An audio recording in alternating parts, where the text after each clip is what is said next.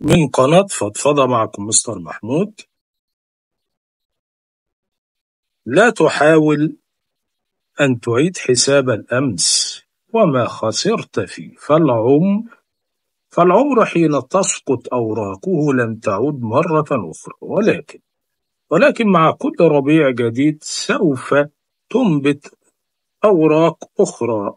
فانظر إلى تلك الأوراق التي تغطي وجه السماء، ودعك مما سقط على الأرض فقد صارت جزءا منها. لا تثق مرة أخرى في نفس الشخص الذي استباح جرحك، فالطباع لا تتغير. مؤلمة الحياة عندما تصدمك بمن ظننت بهم خيرا.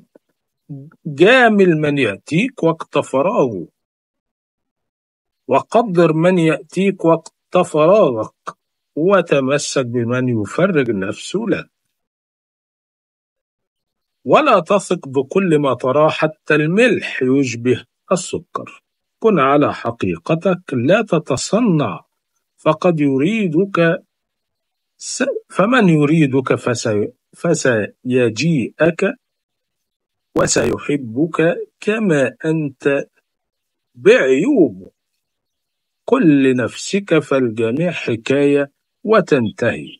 كن لنفسك فالجميع حكاية وتنتهي. لا تثق كثيرا بمكانتك في قلوب الناس، فالناس تستيقظ كل يوم بمشاعر مختلفة، تتغير نظرتهم باستمرار، وتتقلب عواطفهم في لحظة. قد يتخلون عنك لأتفه سبب، وقد تستبدل بآخرين. الناس مراحل وليس بيوت، قد تطول مرحلة عن الأخرى، لكنك في نهاية المطاف ستعود إلى منزلك وحيدا.